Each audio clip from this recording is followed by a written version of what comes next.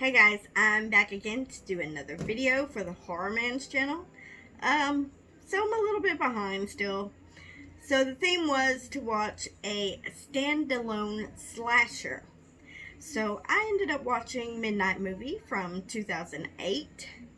And I absolutely love this movie. If you have not seen it, which I hope most of you have. If you haven't, I do recommend it. It's a good movie, or I like it anyways. But I think I first saw this like on the movie channel, like Splatter Day on Saturday.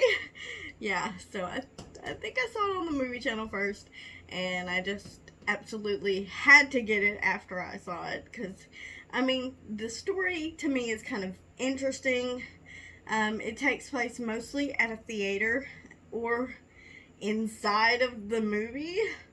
So basically, this is about, I don't know, it's kind of hard to explain. It's interesting and weird, but there's this deranged killer guy, director of this movie, and somehow he comes out of the movie and kills, and he's got a really cool mask on. It's kind of part skeleton looking, and you know, he wears overalls, and he has a really interesting weapon, which would have worked for a unique weapon movie, because it's kind of like a corkscrew looking weapon that it kind of screws people's heart out, and yeah, that's kind of cool, but like, it's hard to explain.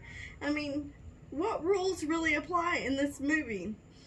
Because it's a killer in a movie that comes out of the movie and kills the people in the theater that are watching this movie, and then he takes the victims back into the movie and puts them in some room inside the movie. So, you know, they're getting killed one by one and getting picked off.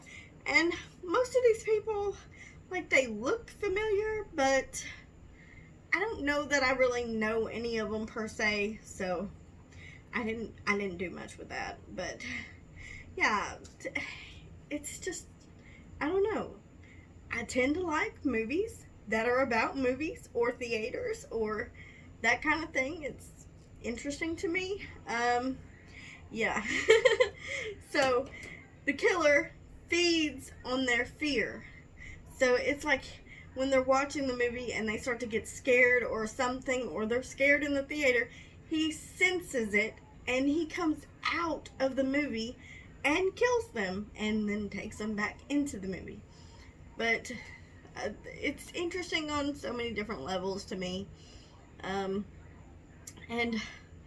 really, the characters are kind of, I don't know, I like them. I do. I mean, you got this biker dude that's supposed to be all big and mad and tough, but he's kind of a teddy bear in the same way. I don't know. It's weird, but I like the characters, and it's got, you know, some blood and some gore and stuff like that. It's splattery.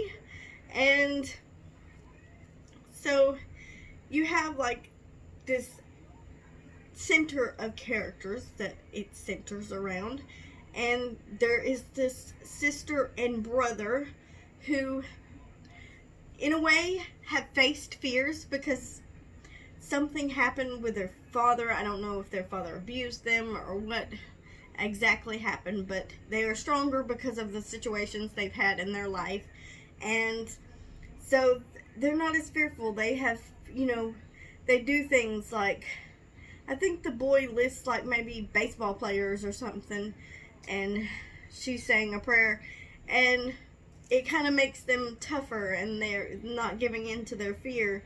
So they last a little bit longer than anybody else, but it's like that moment, you know, hey, close your eyes and say your stuff, and then it's like she peeks. Oh, yeah, it's over then. You peeked. But I just love the story of it all. It's just really cool.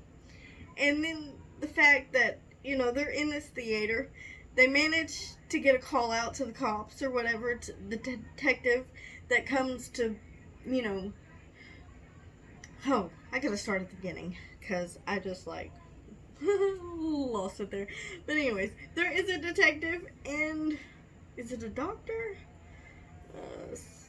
Anyways, I know there's a detective, but, like, at the beginning of the movie, the dude was in a mental hospital, and they let him watch his own film, which made him super crazy, and, like, went killing spree and killed everybody, and, like, poof, vanished, and they never found him. So when they have this, it's like a movie from the 70s, because they're all, like, hippie looking. The movie parts are funny to me, and, you know, they're all hippie looking, but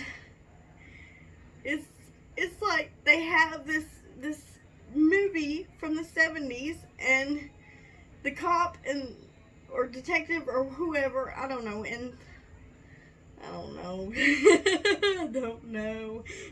It's been a few days since I watched it, but they come and they're, you know, waiting for him to pop out.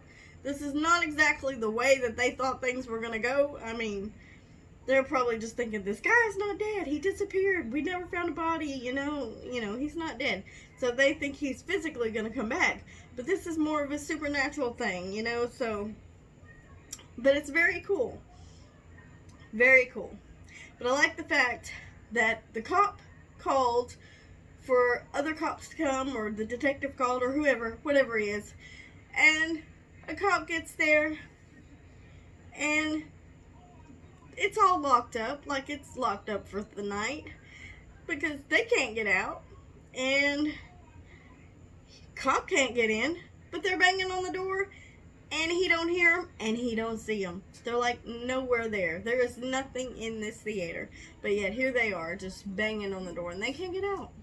It's like supernaturally locked in, you know.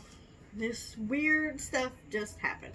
But it's a very interesting movie, and I definitely would say watch it. I mean, it may not be your cup of tea, but I really did like it, really do enjoy it. This is just one of those movies that I had to have, you know. Saw it on the movie channel, and kind of missed the movie channel. I don't know if they still do Splatter Day on Saturday, but I always like Splatter Day on Saturday. I always had some pretty cool movies, and get to see some stuff I ain't never seen before, you know. But I guess that's what Shudder and all these other services are for, to maybe try and venture out and find some movies I haven't seen. Anyways, watch this one. And also check out the TheHORRORman's channel. And let's continue to do these awesome reviews. I am sorry, guys, that I'm so far behind. I am just, I don't know. Get so tired and just don't want to do anything. I'm being lazy. You need to kick me in the butt.